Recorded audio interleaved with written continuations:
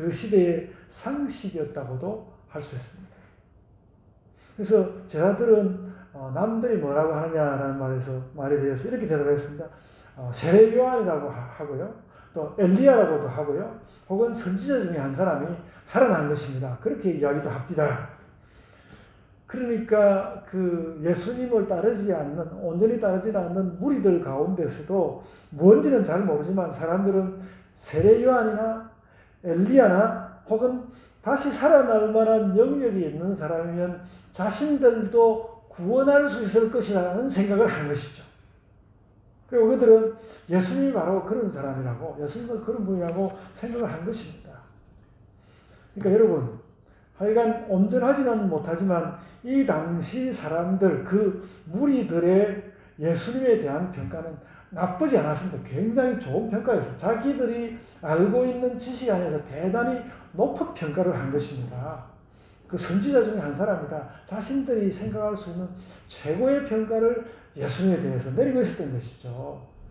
그래서 이제 그 무리들이 예수님을 생각하는 그것의 한 가지 특징만 말한다면 세례 요한도 그렇고요.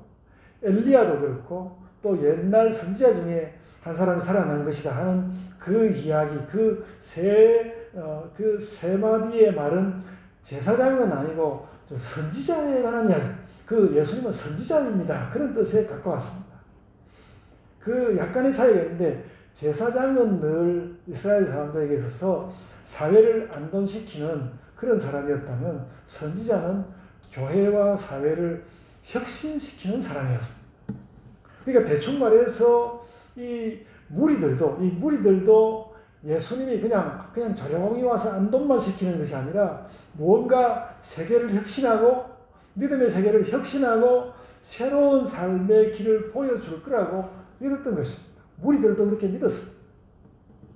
그래서 요즘 말로 하자면 그 무리들도 구원관에 있어서 그리고 예수님에 대해서 구원관에 있어서 보수성을 벗어나서 상당히 진보적인 관점을 가지고 있었습니다. 개혁하여서 뭔가 우리를 구원할 것이다. 그런 생각을 한 것이죠. 근데 그 무리들의 구원에 대한 특성은 그저 구원에 대한 생각, 또 예수님에 대한 생각의 특성은 그 정도 이야기할 수 있고요. 그 먼저든 그 무리들에 대하여서 던져진 그 질문을 토대로 바로 다음 순간에 예수님은 더 중요한 질문을 제자들에게 던졌습니다. 20절인데요. 20절에 그렇다면 너희는 나를 누구라고 하느냐? 너희는 나를 누구라고 하느냐? 그러니까 그 다른 사람들의 이야기를 통해서 좀 이렇게 분위기를 이렇게 놓고 난 다음에 그럼 너희는 나를 누구라고 하느냐? 그렇게 물었습니다. 세상의 종교적인 진보 말고 너에게 하나님은 누구냐? 너에게 나는 누구냐? 너에게 나는 누구냐? 이렇게 물었습니다.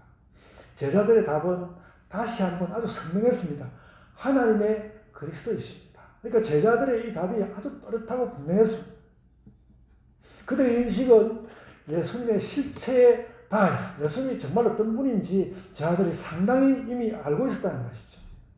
제가 오늘 본문에서 아주 유심히 보는 것은 예수께 나온 제자들이 꽤 뛰어난 학생들이요 구도자였다는 것이죠. 그들은 예수님과 그가 준 구원에 대하여서 상당한 실체적 진실에 다가가셨습니다. 하나님의 그리스도로서 우리에게 왔습니다. 실체적 진실에 도달하여 있습니다. 예수님 시대의 그리스도, 즉 메시아 사상이 드문 사상은 아니었습니다. 요한복음 4장에 나오는 우물가 여인도 메시아 사상을 안다고 했거든요. 요한복음 4장에 나오잖아요. 그러니까 사마리아 어느 시골 마을에 부도덕한 여자도 메시아 사상을 알고 있었다는 거거든요. 그만큼 널리 퍼져 있었습니다. 그러니까 제자들 말고 다른 무리들은 그들도 메시아를 무척 기다리기는 했지만, 그리고 예수님을 메시아라고 생각하기도 했지만, 예수님이 정말로 행하시려는 메시아의 실체에는 도달하지 못하고 있을 거예요. 그러니까 예수님이 볼 때 그 시대, 그래서 예수님이 볼 때 그 시대, 그 사람들이 생각하는 메시아는 메시아가 아니라 선지자 정도에 머무르고 있는 것이었고, 메시아의 진정한 의미가 없는 그런 그들 나름대로의 메시아 사상에 매달리고 있었다는 것이죠. 그런데 무리들은 그렇지만 제자들은 예수님을 상당히 참 메시아로 이미 인식을 하고 있었다는 것입니다. 여러분, 제가 옆으로 약간 삐져나가서 여러분에게 하는 요청이었습니다. 이런 거죠.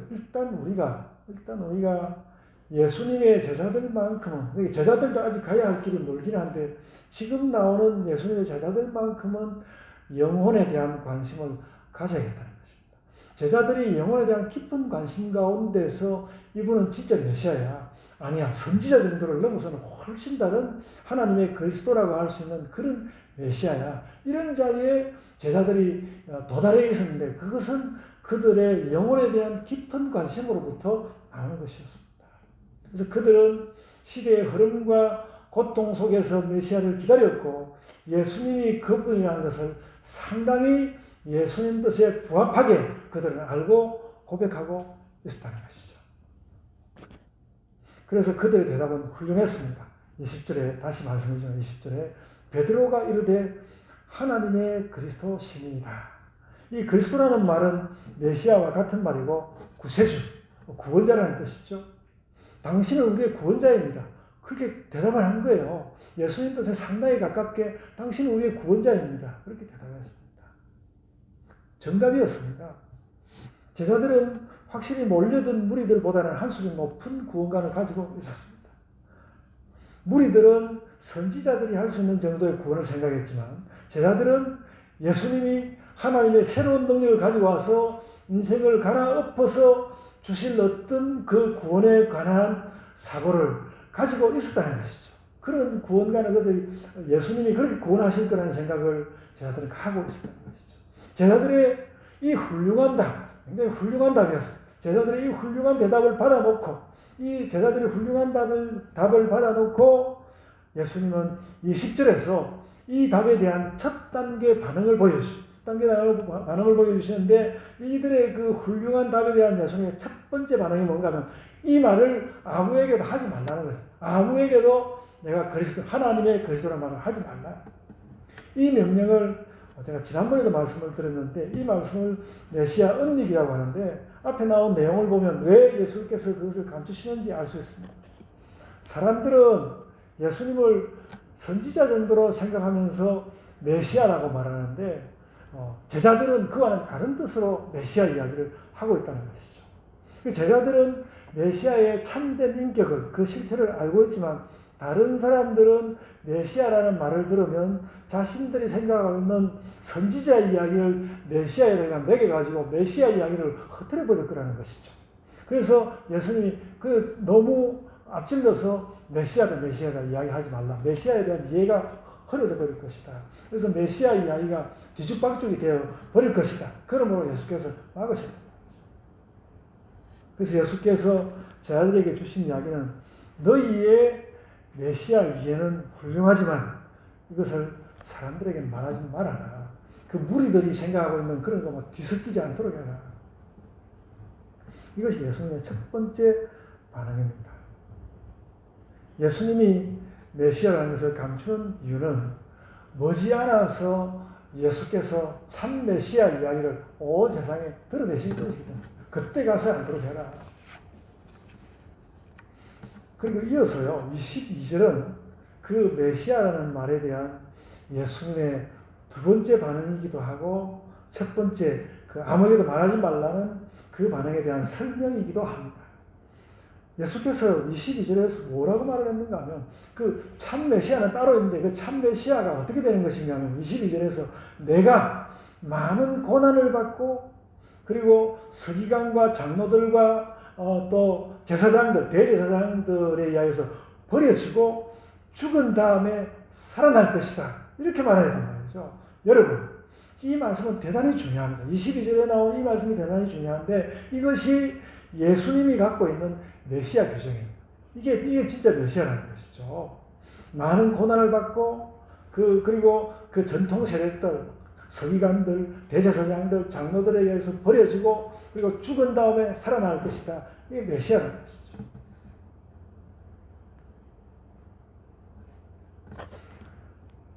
그래서 예수님이 그런 뜻으로 스스로를 이해하고 말씀했기 때문에 메시아에 대한 절대적인 규정입니다. 그래서 여러분 오늘 지금 이 말씀 나온 것이 누가복음 9장 22절이거든요. 누가복음 9장 22절에 예수님이 생각하는 진정한 메시아 개념이 있다. 그것을 기억하고 누가복음 9장 22절 잊어버리지 마시길 바랍니다. 많은 고난을 받고 대제사장과 서기관들과 장로들에게 버려지고 죽은 다음 다시 살아난 분, 그가 메시아라는 것이죠. 그가 메시아다. 그 메시아를 알도록 해라. 사람들로 하여금, 무리들로 하여금.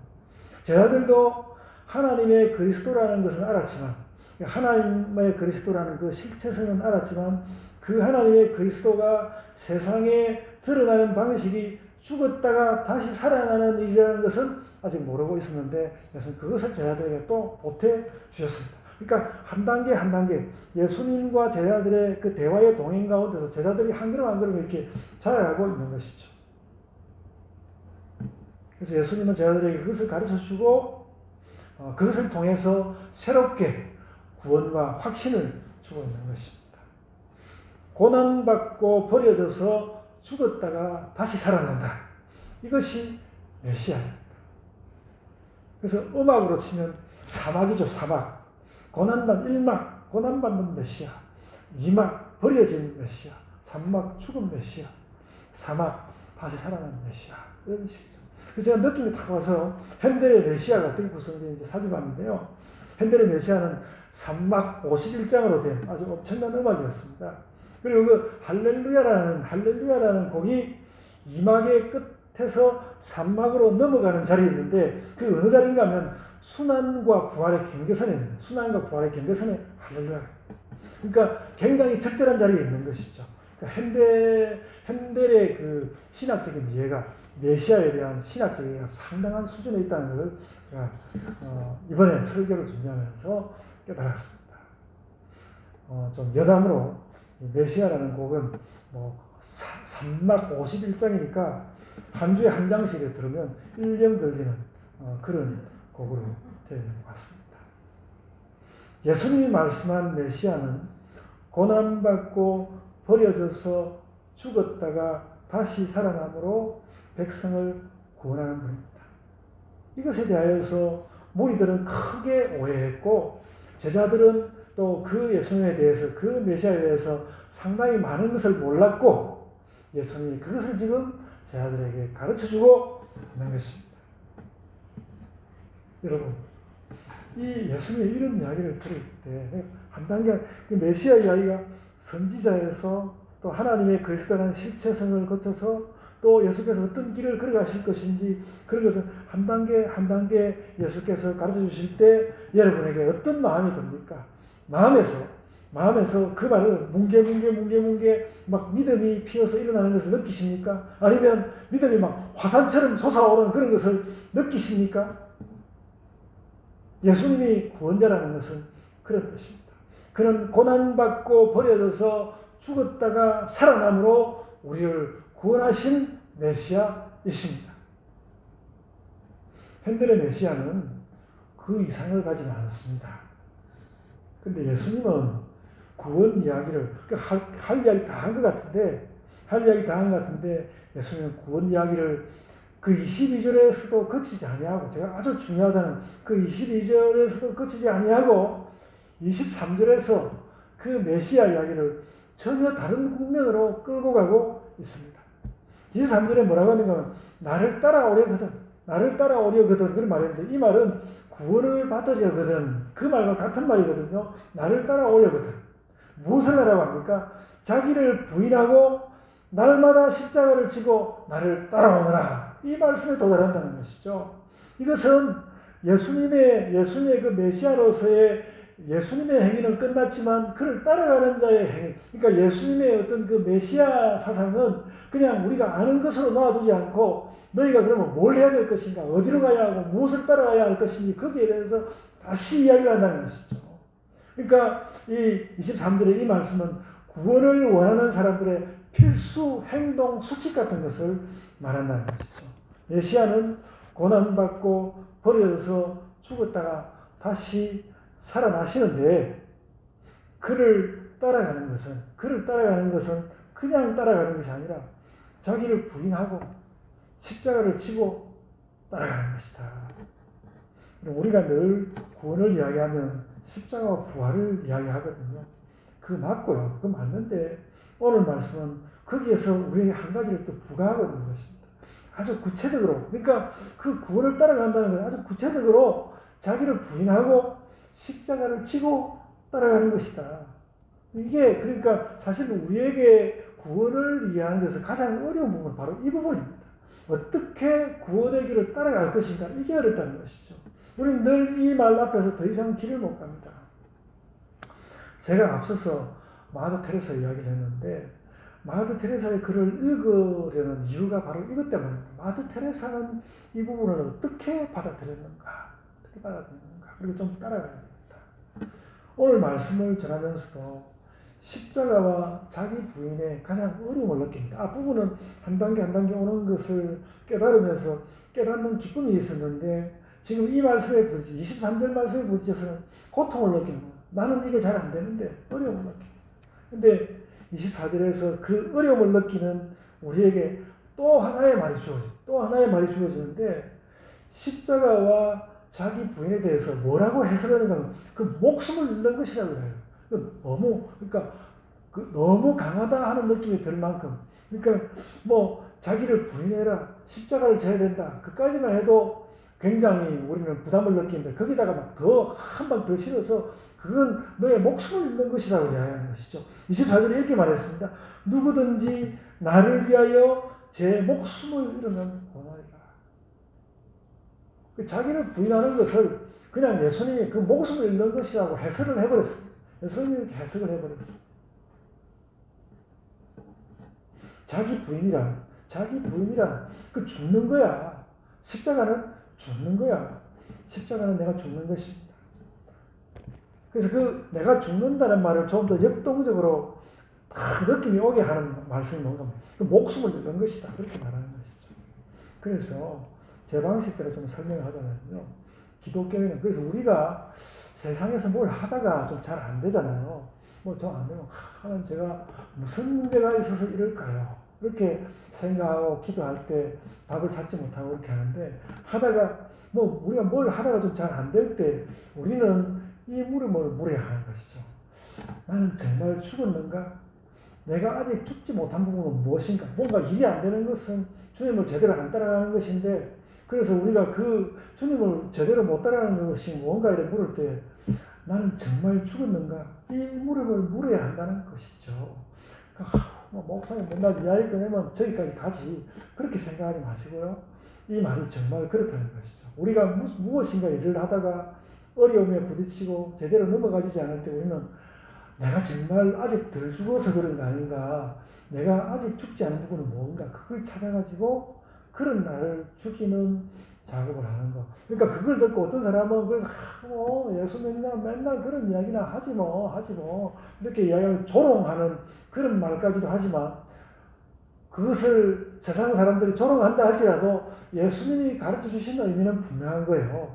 나는 정말 죽었는가? 그 질문을 물으라는 거예요. 거기에 대하여서 나에게 그러니까 나는 정말 죽었는가? 거기에 대해서 나에게 당장 무슨 답이 있거나 미래의 비전이 생긴다면 그러면 우리에게는 그것이 구원의 확신이 되어서 우리 마음 가운데 우리 삶 가운데 자리 잡을 거라는 것이죠. 그래서 여러분 제가 이렇게 말할 수 있습니다.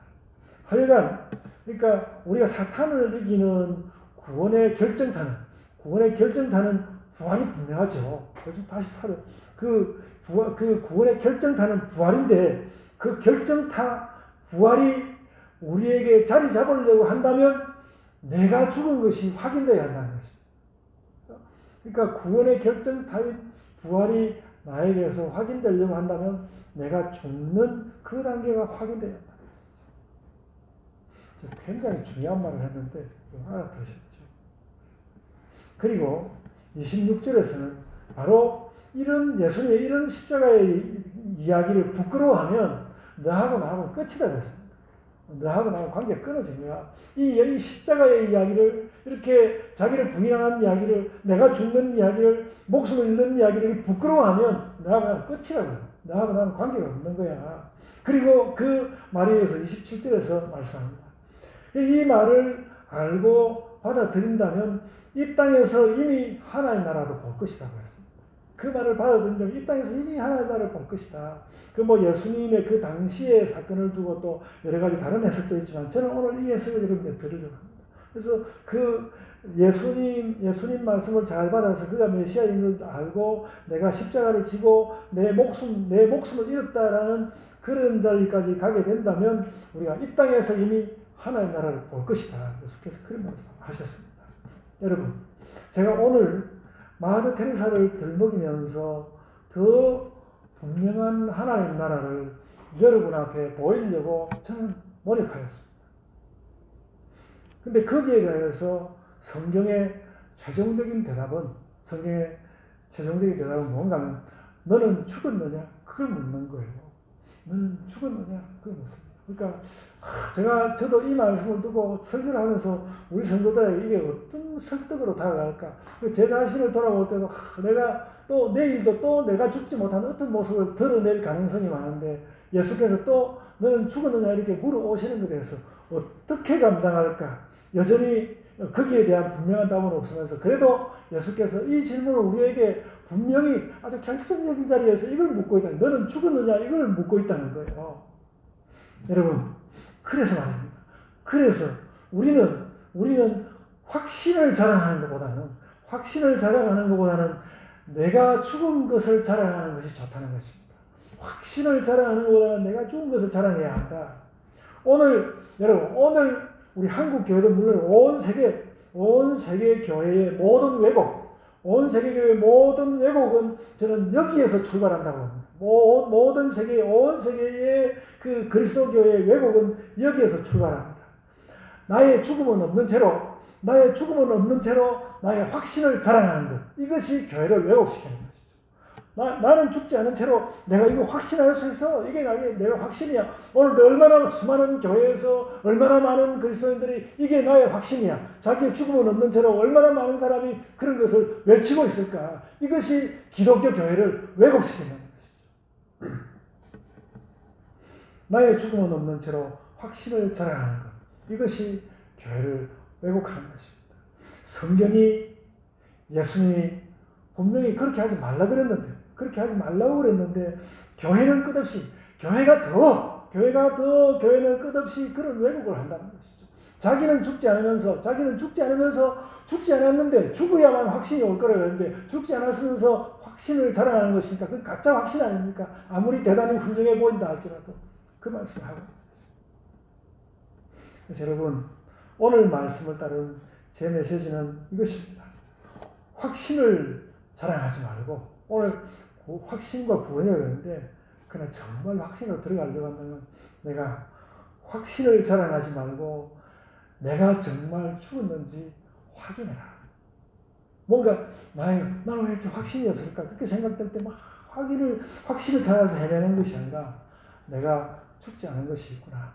내가 죽은 것을 확인하는 것입니다. 그것이 교회의 문제라는 것이죠. 거기에 예수님의 이야기를 보면 바로 내가 죽은 것을 확인하는 거기에 구원이 있다고 말씀하는 것입니다. 오늘 확신과 구원의 이야기는 그것입니다. 내 입에 발린 그 확신으로 구원을 왜곡하지 말아라. 너의 죽음에, 너가 죽은 것에 거기에 구원이 있다. 말씀하시는 예수님의 말씀에 여러분들 다 귀를 기울이시기를 바랍니다. 아멘. 제가 기도하겠습니다.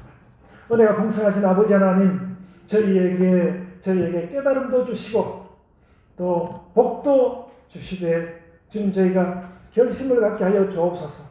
당장 순교를 위하여서 우리가 막 나서는 것은 아니라 할지라도 내가 나의 자리에서 교회의 삶에서 신자의 삶에서 또 신앙으로 살아가는 삶에서 또 우리가 이 땅 가운데서 살림을 하고 또 우리의 생업을 하며 또 세상을 돌보는 여러 가지 일들을 하며 직업 생활을 하며 또 우리의 모든 걸음으로 이 땅 가운데 나아갈 때 그 모든 자리에서 내가 죽는 것은, 내가 죽어 있는 것은 정말 무엇인지 매일매일 그것을 묻고 또 묻고 그렇게 물어서 우리가 거기에서 비로소 정말로 확신에 도달하고 구원에 도달하는 그런 역사가 일어나게 하여 주옵소서. 주님, 많은 사람들이 확신을 외쳤을지라도, 많은 사람이 구원을 외쳤을지라도, 교회에 많은 사람들이 여전히 확신을 알지 못하고 구원을 알지 못하는 가운데 있는 것은 내가 죽는 것을 받아들이지 못한 그 일 때문이라는 것을 우리가 오늘 확연히 깨닫고, 아버지 하나님, 내가 죽게 하여 주옵소서. 내가 죽은 것을 확인하게 하여 주옵소서. 그 믿음으로, 그 깨달음으로, 그 용기로, 아버지 하나님 향해서 나아가는 우리의 그런 나아감으로, 그런 정진함으로 아버지 하나님 앞에 나아가게 해주시며 우리의 삶에 나아가게 하여 주옵소서. 신자의 삶을 우리가 그렇게 진보시켜 가게 하여 주옵소서. 예수 그리스도의 그 십자가의 삶을 저희가 정말로 실체적으로 우리 자신이 정말로 죽어지는 그런 삶으로 받아내므로 우리 마음 가운데 든든한 확신을 얻는 우리 온 예본교회가 되게 하여 주옵소서. 감사하고 예수님 이름으로 기도드리옵나이다. 아멘.